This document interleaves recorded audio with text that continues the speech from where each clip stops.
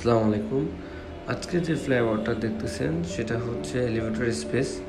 এটা হচ্ছে চট্টগ্রামের সবচেয়ে বৃহত্তম ফ্লাইওভার এবং এই ফ্লাইওভারটা হচ্ছে 14 কিলোমিটার এটার দৈর্ঘ্য এবং এই ফ্লাইওভারটা আপনার খুবই সুন্দর ভিউ এবং চট্টগ্রামের সবচেয়ে সুন্দর একটা ফ্লাইওভার বলতে পারেন এবং বৃহত্তম ফ্লাইওভার। এবং এটার সবচেয়ে মজার বিষয় হচ্ছে আমরা জানি চট্টগ্রাম বন্দর নগরীটা হচ্ছে সবচেয়ে জনপ্রিয় একটা এরিয়া। তার মধ্যে এটা একদম বন্দরের যে কন্টেনারগুলো দেখতে রাতের ভিউগুলো এত সুন্দর লাগে, যদি আপনি ফ্লাইওভারে না ওঠেন তাহলে মিস করবেন। তো এটা আপনার যেহেতু বন্দর নগরীটা একদম ঘিরেই গেছে, একদম বন্দরের পোর্টের সামনে দিয়ে গেছে যার কারণে হচ্ছে আপনি ফুল বন্দরটা ভালোভাবে উপভোগ করতে পারবেন।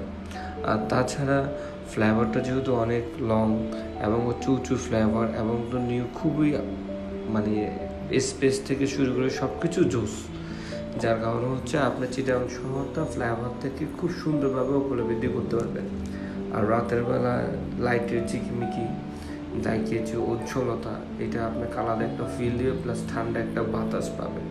মানে সারাদিন ক্লান্তি করার পরে যে আপনি এখানে যদি বাইকে করে যান তো এক্সট্রা ফিল, কারণ কারে করে আপনার বাইকের ফিলটা পাবেন না।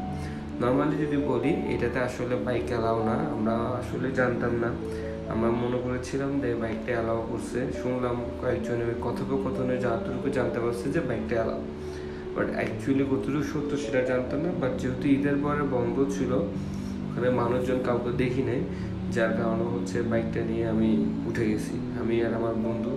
সামনে যে দুজন আছে সুজন আর কি, বললাম যেহেতু লোক নেই হয়তো বা অ্যালাউ করছে, সমস্যা নেই, টোল দিয়ে যাব।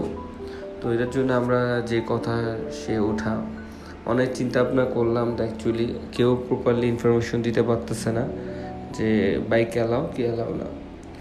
চিন্তা করছি সমস্যা নেই, যে দেখি যেহেতু অনেকে বলতেছে অ্যালাউ, তো একটা দেখা যাবে। তো শেষমেশ আমরা উঠে গেলাম। উঠে যাওয়ার পরে এলিভেটর স্পেস পুরোটাই আস্তে আস্তে করে বাইক নিয়ে ফিল নিয়ে যাচ্ছি। এবং এখানে কিন্তু একটা বিষয় হচ্ছে সচরাচর এখানে বাইক দেখা যাচ্ছে না, আমরা দুজনেই বাইক অনেকক্ষণ পর একটা বাইক দেখছি।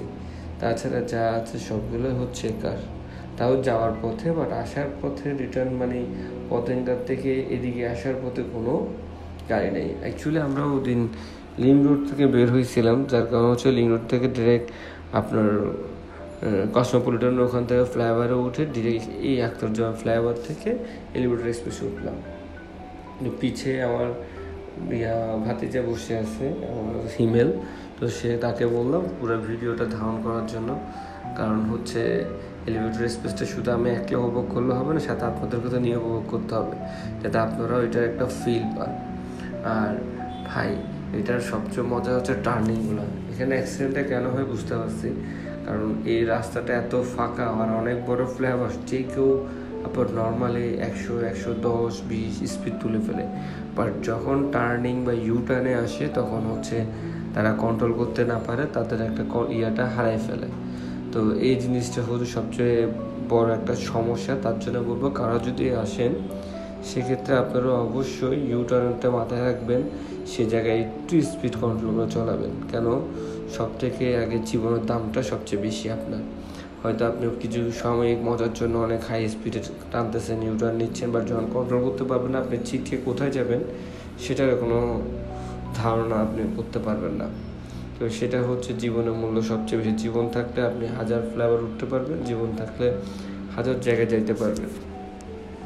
এই ফ্লাইওভারটা হচ্ছে আসলে আপনার যখন আপনার টাইগার বাস দিয়ে যাবেন তখন হচ্ছে একটা এক্সট্রা ফিল পাওয়া যাবে, কারণ টাইগার বাসের ওয়েদারটা জোশ। আর দুই পাশে দুদিক দিয়ে পাহাড়ের গাছপালা, সেটা একটা এক্সট্রা আপনাকে ফিল দিবে। তারপরে হচ্ছে টাইগার বাস যখন পার করবেন তারপর আপনার থেকে অ্যাজ ইউজুয়াল নর্মাল ফ্লাইওভারের মতো লাগবে, যানজট একটু পেন লাগবে স্বাভাবিক। বাট ওইটা পার করার পর যখন আগ্রাবাদ বনানী পার হবেন তখন থেকে হচ্ছে এটার মেন সৌন্দর্য আপনি পাবেন। এটা ইউ টার্ন, দেন হচ্ছে আপনার সমুদ্রের ভিউ, কন্টেনারের ভিউ, অ্যাজ ইউজুয়াল সব ইচ্ছা করবে দাঁড়ানোর জন্য। আপনার মোস্ট অফ দ্য দেখা যায় যখন আপনার ওখানে যায় প্রত্যেকটা লাইনে গাড়ি ছেড়ে দাঁড়া করানো থাকে, জাস্ট আপনার ছবি তোলার জন্য বিভিন্ন, কেন বন্দরের ছবিটার সাথে একটা যদি ছবি তোলা যায় খুব সুন্দর হবে, সে কারণে সবাই ওখানে দাঁড়িয়ে দিলে ছবি তুলে। তো আমরা অবশেষে ফ্লাইওভার শেষ পর্যায়ে প্রান্তে চলে আসছি। আপনার এখন নামার সময়, এখন দেখার সময় অ্যাকচুয়ালি কি টোল নেয় নাকি নেয় না, না মামলা খায়। যেহেতু ঈদের 4th দিন, আমার জানা মতে মামলা খাওয়ার সম্ভাবনা খুবই কম। তো টোল দেওয়ার জন্য আমরা সামনে এসে দাঁড়াচ্ছি। তো আমরা 2টা বাইক দাঁড়ালাম, দেখি কি হয় না হয়।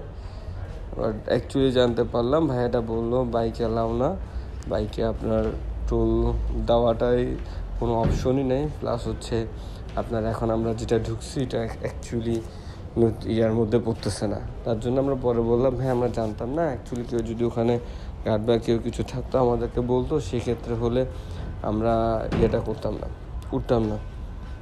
তো ওইটা বলে ওনাকে সরি বললাম। আসলে অনেকে দেখলাম কেটে চলে গেছে, বাট আমরা তো যেহেতু উঠছি এটা আসলে ঠিক ছিল না, তার জন্য বলে সরি বলে আমরা ওখান থেকে মুভ করলাম। আর ওটার সময় এই যে প্ল্যানিং করতেছিলাম আমরা অ্যাকচুয়ালি যে যাবো না অনেক দ্বিধাদ্বন্দ্বে ছিলাম। বাট অ্যাকচুয়ালি যেটা দ্বিধা করছিলাম ওইটাই, যেখানে ইয়ার ভয় সেখানে বলে না, সেম জিনিসটা হয়ে গেল। তা আসলে ওখানের মধ্যে আপনার পারমিশন ছিল না। বাট যাক, যা বাঁচার বাঁচিয়ে গেলাম। একটা মাত্র রিজন, সেটা হচ্ছে যে কোনো ওখানে সার্জেন্ট ছিল না। ওরা বললো ভাই যদি সার্জেন্ট থাকতো আপনি মামলা মাস্ট খাইতেন। আরও ধরেন ঈদের সময় সার্জেন্ট না থাকে বলে হেলমেট ছাড়া গেলাম। আসলে আমি যে ভুলটা করছি, হেলমেট ছাড়া বাইক চালাচ্ছিলাম। আপনারা কেউ যদি এই ধরনের রাস্তায় যান অবশ্যই হেলমেটটা সাথে নেবেন, কারণ দুর্ঘটনার কোনো হাত পা নাই, কখন কোথায় কীভাবে আসে কোনো ঠিক ঠিকানা নাই, বলে আসে না। সেক্ষেত্রে অবশ্যই নিজের সেফটিটা সবচেয়ে ফার্স্ট ম্যাটার করে, হেলমেটটা। আমি আসলে ওইভাবে প্ল্যানিং করা ছিল না আমরা এতটুকু আসবো, তো সেই কারণে ভুল। আর এই ফ্লাইওভারটা আপনার আগে ছিল ডিরেক্ট আপনার ইয়ার থেকে, রাখান বাজার থেকে আপনার পতেঙ্গা বিচের আগ পর্যন্ত। বাট এখন কয়েকটা নামার স্থান করছে। আপনার ধরুন ট্যাকের বাসাতে একটা আছে, আপনার যদি ওখান থেকে আসার সময় যাওয়ার সময় আপনি ইয়ার ওদিকে নিমতলার ওদিকে নামার একটা অপশন দিচ্ছে, মানে ওখানে নামতে পারবেন। তো আজকের জন্য এতটুকু।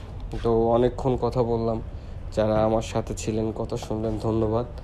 আর অনেকে জানি শুনবেন না, জাস্ট দেখবেন বা বোর ফিল করছেন, আসলে সবার কাজদেরকে আন্তরিকভাবে দুঃখিত জানাচ্ছি। তো কেউ কিছু মনে করবেন না, সব সুস্থ থাকবেন, ভালো থাকবেন। এতক্ষণ আমার সাথে থাকার জন্য আন্তরিকভাবে আবারও ধন্যবাদ জানাচ্ছি। আর আপনাদের যদি কোনো প্লেস জানা থাকে অবশ্যই জানাবেন, ওই প্লেসে যাওয়ার চেষ্টা করবো, ভিডিও করার চেষ্টা করবো। জি।